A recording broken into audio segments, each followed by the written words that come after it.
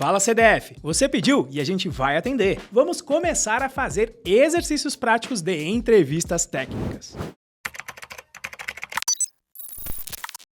Como primeiro exercício que a gente vai fazer aqui, vamos tratar com o clássico exercício FISBUZ, que apesar de ser simples, caiu em 3 processos seletivos que eu já fiz para empresas europeias. Aqui eu fiz um exemplo de quando um recrutador já chega aqui com o enunciado pronto de uma questão e ele vai te pedir para ler aí. Normalmente no início dessa entrevista, ele vai se apresentar, vai dizer que você vai poder fazer perguntas ao final do processo seletivo, que ele vai começar essa parte prática para avaliar as suas habilidades de programação. Então, muitas vezes, ele te dá o enunciado e permite que você utilize qualquer ferramenta. Compensa, inclusive, você perguntar qual ferramenta eles vão utilizar no processo seletivo. Se eles deixarem você utilizar qualquer ferramenta, utilize aquela que você é mais versado. Aqui, no meu caso, eu utilizo muito os editores da JetBrains. Então, vamos entender aqui o problema. Implemente a função FISBUZ. Ela deve receber um inteiro como argumento. Ela deve iterar de 1 até n, imprimindo i, de tal forma que imprima FIS se i é divisível por 2, BUZ se i é divisível por 3 e i caso contrário. Às vezes você pode enxergar esse enunciado, ver que é simples e já correr para fazer a solução. E eu vou até simular aqui isso. Então vamos ler o enunciado, ele pede para fazer uma função FISBUZ, onde vai receber um n que é do tipo inteiro, não vai retornar nada porque ele vai imprimir direto na tela aí. Então vou colocar aqui o retorno de nulo. Apesar de ter aqui o autocomplete de AI, busque não utilizar tanto na hora do processo seletivo, tá? Então você começa a implementação lendo aqui diretamente o que está escrito. Então, se o n for divisível por 2, então o que vamos fazer? Vamos imprimir.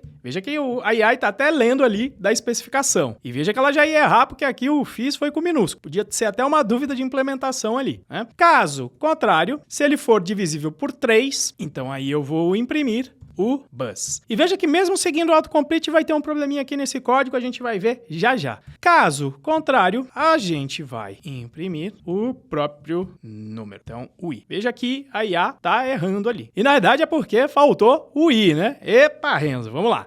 Para cada i, no range de 1, e ali aqui depende, né? Aqui depende. Veio a IA também fazendo o autocomplete que depende aqui da especificação, a gente vai tratar disso daqui a pouquinho. Então, deixa eu identar aqui esse if, e aí nós temos esse laço aqui executando. Então, sempre que você terminar a sua implementação, é importante que você teste a sua implementação. Se você tiver teste automático na plataforma que te deram, maravilha, tenta implementar ali um teste automático para validar a sua solução. Mas às vezes você não tem esse acesso, e aí como é que você debuga? Você vai ter que debugar mostrando aí para o entrevistador, e eu costumo fazer isso com comentários. Então, como eu faço isso? Ó, vou colocar aqui um comentário para n igual a 3, e aí aqui eu vou colocar um comentário onde eu vou controlar os valores de i, então, do que ele vai iterar. Então, quando n é igual a 3, eu vou iterar do range variando de 1 até o 3. Nesse caso aqui, então, o i inicialmente vai ter o valor de 1. Maravilha. 1 é divisível por 2? Não. Então, ele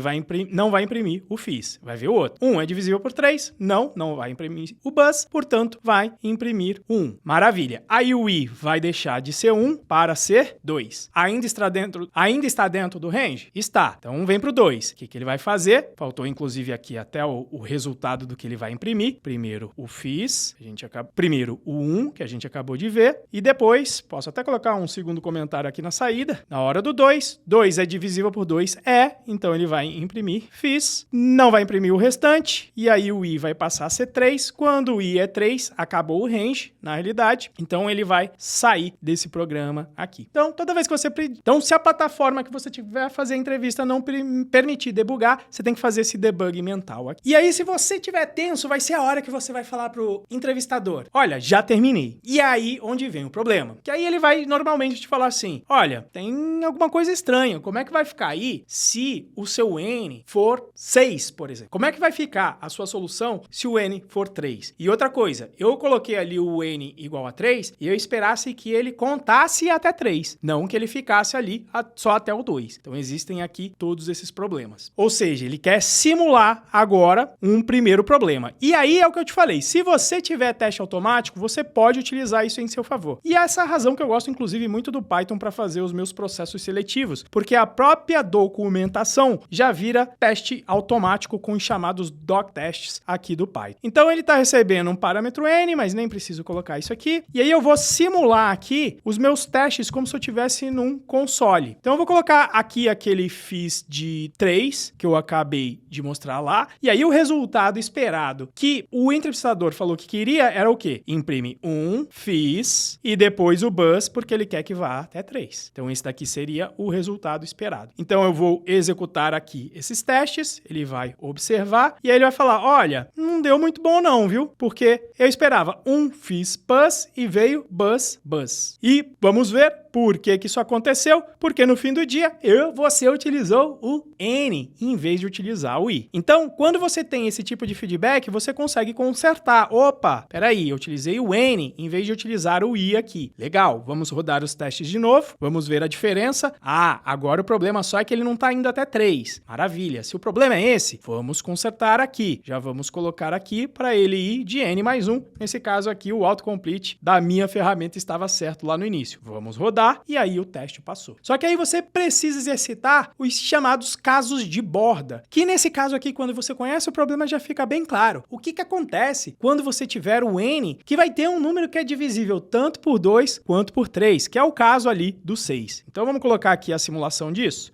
O início aqui, quando nós colocarmos o valor de 6, ele é muito parecido, só que aí é a hora que você vai perguntar aí para o seu entrevistador. Então, 1 tem que imprimir 1, 2 tem que imprimir fiz, 3 tem que imprimir bus, o 4 tem que imprimir fiz, o 5 tem que imprimir 5 e o 6 tem que imprimir o quê? Então veja que aqui é a hora que você vai fazer perguntas para o seu entrevistador acerca das entradas e das saídas. O que eu preciso imprimir aqui? Eu imprimo fiz e bus, um em cada linha, eu só imprimo fiz porque é o primeiro e é divisível por 2. Aqui é a hora da ambiguidade que nós temos na nossa linguagem e que a gente precisa mostrar que com a nossa experiência, a gente vai primeiro entender o problema que a gente quer resolver. Então, quando a gente faz essa pergunta, a gente ganha pontos, se a gente não terminar logo a implementação de maneira ansiosa do jeito que nós fizemos aqui nesse vídeo. Do jeito que eu fiz aqui nesse vídeo. Então, ele fala, olha, você vai ter que imprimir fiz bus, mas aí você vai ter que colocar separado por vírgula, para ficar claro que para cada número nós estamos colocando isso aqui. Inclusive, vou colocar aqui o 7, que é o próximo elemento, para isso ficar até mais claro. Então, beleza. Nesse momento, quando você roda os testes, já vai aparecer as diferenças porque a gente não se preparou para esse código aqui. Já vai ficar um pouco mais claro que a gente não tratou esse caso de borda. E aí, como tratar esse caso de borda? Se o número é divisível por 2 e por 3, ele é divisível por 6. E esse é um caso de borda que a gente já poderia incluir aqui facilmente. Por exemplo, pulando aqui nesse if, ou transformando esse if aqui num elif, e aí fazendo o seguinte, olha, se o i for divisível por 6, então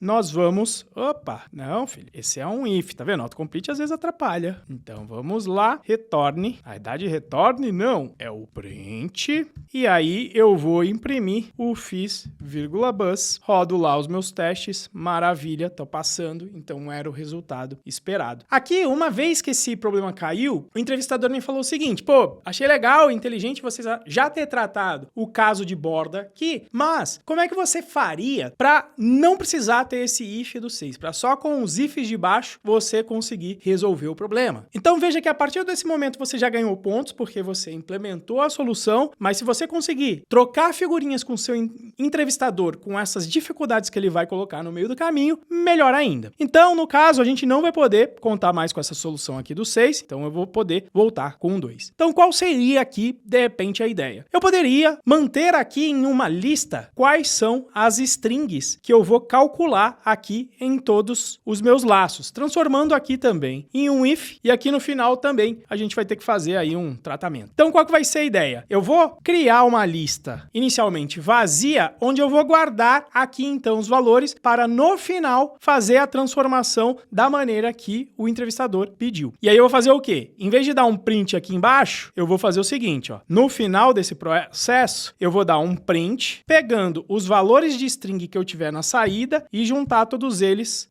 através da vírgula espaço e colocar aqui a saída. Ah, Renzo, por que isso? Porque isso é um método da linguagem Python que eu escolhi. Então, se eu colocar lá o vírgula espaço, ponto, join, só fazendo um teste aqui, olha. Join, aí vou colocar uma lista onde o primeiro elemento é a string 1 e depois o fis, olha qual vai ser o resultado. Justamente a string contendo aqui o separador, que é a vírgula e o espaço, muito comum aí em várias linguagens. Então, já temos aqui preparada a saída, falta o quê? Fazer aqui, colocar o saída.append, ou seja, eu vou acumulando os resultados nessa lista aqui que eu criei. Vou fazer a mesma coisa aqui para o 3, a saída eu dou um append no bus, e aí o caso de borda só agora é o caso do i. O que eu vou fazer? Se o tamanho da minha saída for 0, significa que eu não entrei em nenhum dos outros dois ifs de cima. E aí eu vou fazer o quê? Vou acrescentar a minha saída, o append, transformando aquele valor i, que é inteiro, em uma string. Vamos rodar os testes novamente, e aí todos passaram. Então é isso, CDF. Eu fiquei curioso quando eu fiz os meus processos seletivos de por que colocaram um exercício tão simples. E por essa curiosidade, depois quando eu estava do outro lado da mesa contratando, eu passei a colocar também o FizzBuzz no processo seletivo para entender o que essa turma estava buscando com um exercício tão fácil. Esse exercício ele é simples, tem as pegadinhas que a gente viu aqui durante esse vídeo, mas ele serve muito porque se a pessoa não conseguir resolver nem esse exercício, você nem precisa continuar com a pessoa no processo seletivo. Porque se ela não consegue resolver esse exercício aqui, com certeza ela não vai conseguir ajudar muito no projeto aí da sua empresa, ela vai precisar se preparar melhor. Então é isso, CDF, acabamos assim o exercício e eu vou deixar o link para ele aqui na descrição do vídeo.